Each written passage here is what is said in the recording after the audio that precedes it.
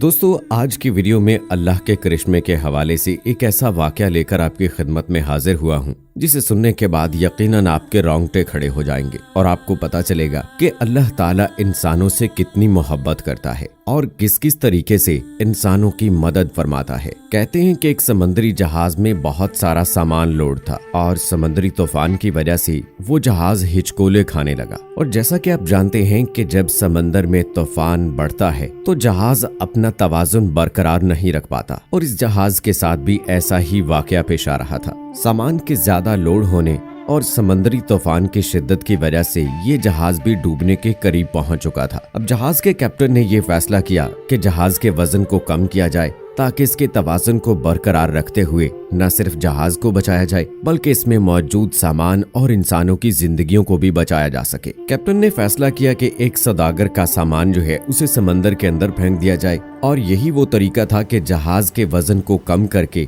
उसके तवाज़ुन को बरकरार रखा जा सकता था। जिस ताजर का सामान फेंका जाना था उसने इस बात से इत्तफाक न किया और उसने एतराज किया और उसने मशवरा देते हुए कहा कि ऐसे तो मेरा सारे का सारा नुकसान हो जाएगा, इसको हम एक और तरीके से कर सकते हैं कि इस जहाज में मौजूद तमाम ताजरों के थोड़े थोड़े सामान को समंदर में फेंक दिया जाए। ऐसे एक तो नुकसान भी तमाम लोगों को बराबर होगा, किसी एक का नुकसान नहीं होगा और जहाज को भी डूबने से बचाया जा सकेगा। लेकिन इस बात को लेकर बाकी तमाम ताजर भी एतराज करने लगे और उन्होंने इस ताजर की बात से इत्तफाक न किया। अब बाकी के तमाम ताजरों ने मिलकर ये फैसला किया कि इस ताजर के सामान के साथ साथ इस ताजर को भी समंदर के अंदर फेंक दिया जाए और उन सब लोगों ने मिलकर ऐसा ही किया। उस ताजर को उसके सामान के साथ समंदर के अंदर फेंक दिया। उस ताजर ने सामान को छोड़ा और अपनी जान बचाने के लिए तैरने की बहुत कोशिश की। चूंकि वो बहरी जहाज समंदर के ऐन बीच में मौजूद था तो किनारे तक पहुंच पाना तैरकर उसके लिए भी नामुमकिन था और चूंकि समंदरी तूफान की वजह से समंदर की लहरें और मौजें बहुत ऊंची थीं तो ऐसे में तो उसका तैर पाना बिल्कुल ही नामुमकिन था। चंद लम्हे तो उसने तैरने की कोशिश की लेकिन फिर जल्द ही वो समंदर की मौजों और लहरों में फंसकर बेहोश हो गया। इसके बाद उस ताजर के साथ क्या हुआ उसे कुछ मालूम नहीं, लेकिन जब उसे होश आया तो उसने देखा कि वो एक ऐसे जजीरे के पास पड़ा है जिसके बारे में उसे पता ही नहीं है कि वो कौन सी जगह है और वो मौजज़ाना तौर पर यहाँ तक जिंदा कैसे बचकर पहुँच गया। समंदर की तेज लहरों ने उसे एक ऐसे जजीरे पर पहुँचा दिया था कि जहाँ पर दूर दूर तक कुछ भी नजर नहीं आता था। ताजर ने अपने औसान को बहाल करते हुए चलने की कोशिश की लेकिन वो कमजोरी की वजह से इतना निढाल हो चुका था कि वो दोबारा घुटनों के बल गिर जाता है। फिर वो अल्लाह के हुजूर सरबसजूद होता है और अल्लाह ताला से दुआ मांगता है कि जिस अल्लाह ने उसे इतने बड़े गहरे समंदर से यहाँ तक जिंदा पहुँचा दिया है तो बेशक वही जात है जो उसको इस प्रॉब्लम से भी निकाल सकती है। ऐसे ही वक्त गुजरता रहा और वो दरख्तों के फल और खरगोश वगैरह का शिकार करके अपना गुजारा करने लगा। अब जंगल में उसके पास चूंकि कुछ और सामान तो है नहीं था, इसलिए अपने आप को सर्दी और गर्मी की शिद्दत से बचाने के लिए लकड़ियां इकट्ठी करके उसने एक छोटी सी झोंपड़ी बना ली थी।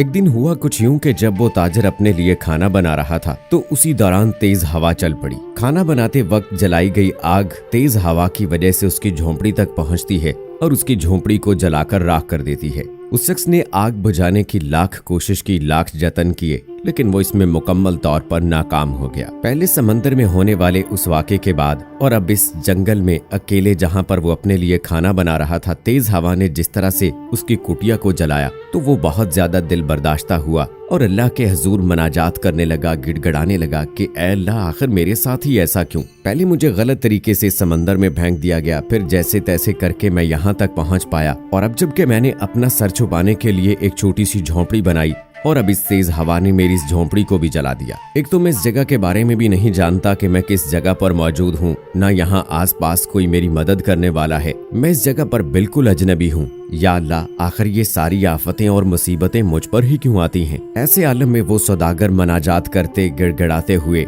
रात को भूखा ही सो गया। लेकिन जब सुबह होते ही सूरज की किरणों ने उसकी आंख पे दस्तक दी, उसकी आंख खुली तो एक अजीबो गरीब उसकी आंखों के सामने था कि जिसको देखने के बाद वो बहुत ही ज्यादा हैरान तो था ही, लेकिन इसके साथ साथ वो बहुत खुश भी था क्योंकि अल्लाह ने उसकी सुन ली थी और एक ऐसा मंजर उसकी आंखों के सामने था जिसे उसने खुशी से निहाल कर दिया था। जी हाँ, एक बहरी जहाज उस जजीरे के पास मौजूद था और उस जहाज के पास से एक कश्ती है जो उस जजीरे के पास आकर रुकी है उस कश्ती में चंद लोग मौजूद हैं जो उसे लेने के लिए आए हैं। ये सारा मंजर देखने के बाद वो खुश तो बहुत था, लेकिन उसके मन में एक सवाल मौजूद जरूर था और उसने वो उन लोगों से पूछा कि आखिर वो उसे कैसे ढूंढने में कामयाब रहे। वो लोग कहने लगे कि हमने आग से निकलता हुआ धुआं देखा और हमें ऐसा फील हुआ कि यहाँ पर कोई इंसान मौजूद है जो हमें मदद के लिए पुकार रहा है। क्योंकि दोस्तों आपको बताते चलें कि ऐसे मकामात पर धुएं का इस्तेमाल करके ही इत्तला दी जाती है। वो धुआं मुख्तलिफ रंगों का होता है जो मौजूदा हालत की हकीकत के बारे में दूसरे लोगों को मुत्तला करता है। उस सौदागर ने उन लोगों को अपनी पूरी आपबीती सुनाई कि किस तरह से वो मौजज़ाना तौर पर समंदर की लहरों और मौजों से बचते हुए यहाँ तक पहुँचा और फिर यहाँ उसके साथ क्या हादसा पेश आया। उन लोगों को जैसे ही उस जहाज के बारे में इल्म हुआ तो वो कहने लगे कि जिस जहाज की आप बात कर रहे हैं उस जहाज को तो डाकुओं ने लूट लिया था और उस जहाज के अंदर जितने भी लोग मौजूद थे उन सबको उन डाकुओं ने जान से मार डाला। जब वो ताजर ये बात सुनता है तो वो फौरन अल्लाह के हजूर सरबसजूद होता है और अल्लाह का शुक्र अदा करता है कि बेशक वही बेहतर फैसला करने वाला है और जो वो करता है वो ही बेहतर होता है। तो दोस्तों इस वाक़े से सबक मिलता है कि बेशक वक्ती तौर जो हमें लग रहा होता है कि हम पर मुश्किल वक्त है, हम किसी मुसीबत में घिरे हैं, लेकिन ये बात याद रखिएगा कि अल्लाह ही बेहतर कारसाज है, वही बेहतर फैसले करने वाला है और बेशक जो वो करता है वो ही बेहतर होता है। हम जब कभी भी किसी प्रॉब्लम का शिकार हों तो हमें अल्लाह ताला का शुक्र अदा करना चाहिए और इस बात पर राजी रहना चाहिए कि अल्लाह जो कर रहा है वो बेहतर है, उसमें कोई न कोई हमारे लिए बेहतरी और अच्छाई छुपी हुई है। जिंदगी में इंसान को बहुत सारे मसाइल का सामना रहता है। कभी इंसान इन मसाइल और इन प्रॉब्लम्स की वजह से दिल बर्दाश्ता भी हो जाता है, लेकिन हमेशा एक बात याद रखिएगा कि जिन लोगों का ईमान अल्लाह ताला पर पुख्ता होता है अल्लाह ताला उनकी मदद जरूर फरमाता है। इन मुश्किल औकात के अंदर जिन लोगों के ईमान डोल जाते हैं बेशक वही लोग होते हैं जो तबाही और बर्बादी की जानिब जाते हैं, और जो लोग अल्लाह ताला पर पुख्ता ईमान रखते हुए हर मुश्किल वक्त में अल्लाह का शुक्र अदा करते हैं अल्लाह ताला उनकी मुश्किलें भी आसान फरमा देता है। समंदर की गहराइयों में रहने वाले जानवरों को खुराक भी अल्लाह ताला पहुंचाता है, पत्थर में रहने वाले कीड़े को खुराक भी अल्लाह ताला पहुंचाता है और इंसानों से तो अल्लाह ताला 70 माओं से ज्यादा प्यार करता है। एक माँ अपनी औलाद की खातिर अपनी जान कुर्बान कर सकती है, उसको किसी मुश्किल में नहीं देख सकती है, तो अल्लाह की जात तो वो है जो 70 माओं से ज्यादा प्यार करती है। तो अंदाजा कीजिए कि वो हमें किसी मुश्किल में किसी तकलीफ में कैसे डाल सकता है।